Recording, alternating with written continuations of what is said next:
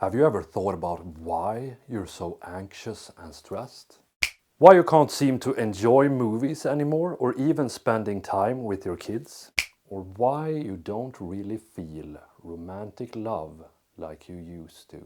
You have this chaos inside you while everything on the outside seems dull and grey.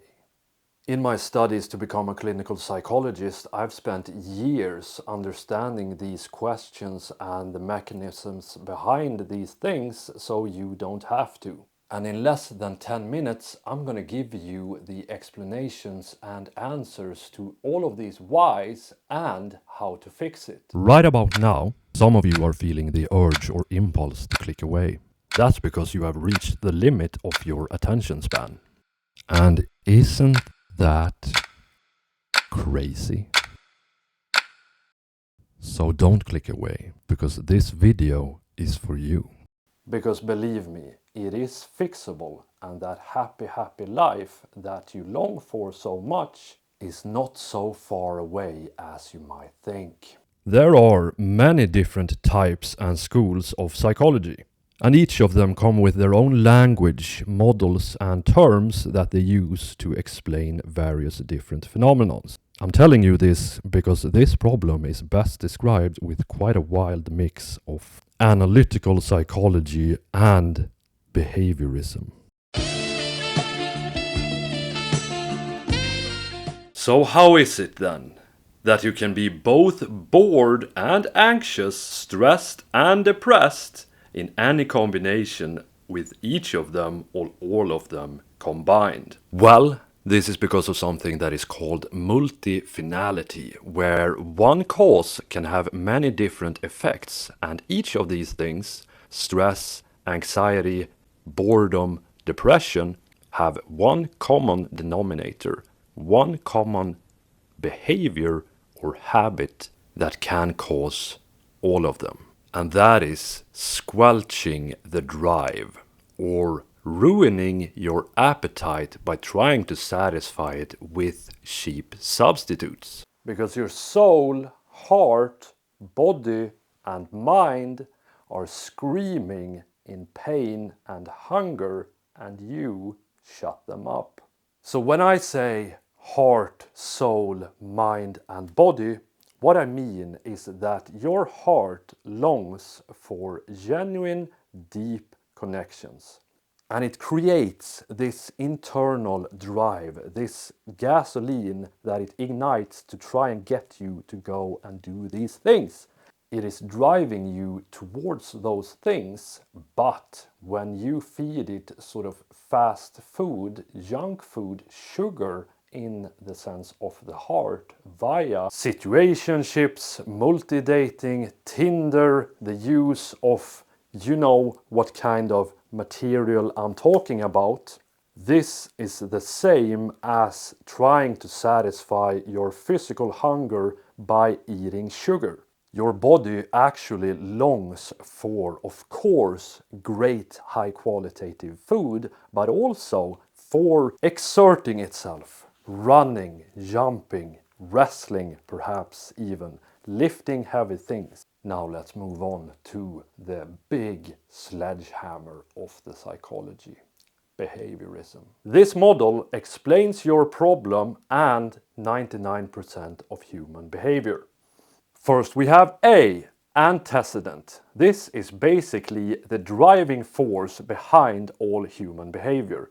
Almost 200 years ago at this point, Darwin concluded that we are biologically driven by the need, the desire, the want to reproduce. And people cheered. Yay! Shortly thereafter, the big man Freud, king of psychology, made the same point but psychologically. That all of our behavior, the B, is because of A, psychological desire to reproduce. Boo! Boo! Such a creep! Boo! Very funny. Then you have the desire for strive. You have the desire for pleasure. But of course you have everything that is within any of these 100 different models of happiness, community, relationships, love, hunger, thirst. All of these fall under the antecedent part of this ABC model.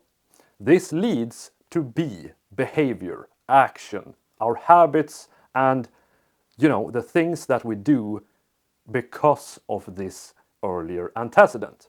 And then, of course, we have C, consequence. What does our behavior, our actions, our praxis lead to in terms of consequence or karma? Because if we are not hungry and feel the need to go get food, we die. So this ABC is very much hardwired into our system. So antecedent is the hunger, the drive to go get some good food, to hunt.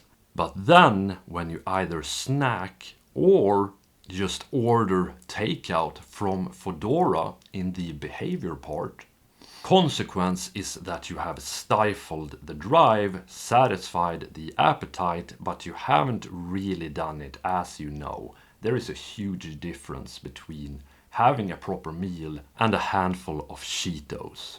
And your heart, when it longs for meaningful connections and romance in the antecedent part, it gives you this libido, this drive, but your behavior isn't going out and actually meeting people or seeing them. It is simply satisfying this appetite by either scrolling on Tinder or other ways. The consequence is that it is only temporary fulfilled, and the drive will keep going and building up again, because it is telling you, your heart is telling you to go get the real thing. And the same is true, of course, with the soul. The soul longs for adventure. It longs for you to try and see what your real potential really is.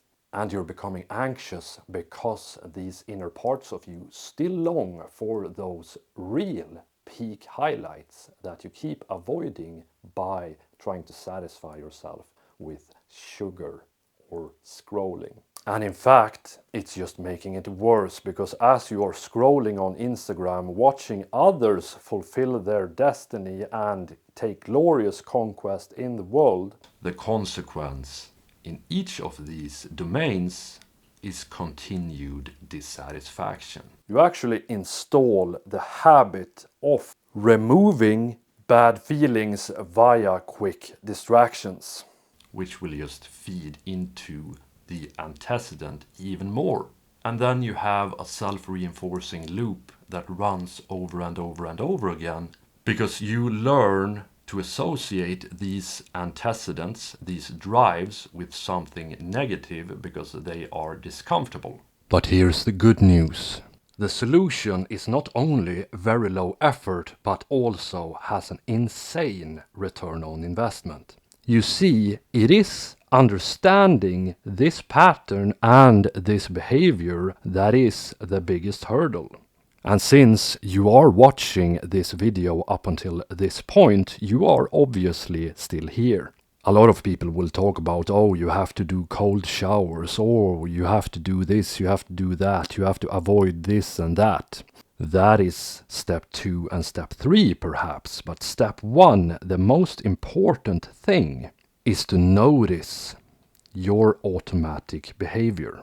If you are really serious about becoming better in this domain, if you want to chase a happier life where you feel more positive emotions, then simply do this single thing. Grab a pen and paper. And as often as you can, whenever you notice it, write it down. Write down each and every time that you feel this sort of impulse, this sort of urge to squelch your drives by trying to satisfy your appetites with a cheap shortcut.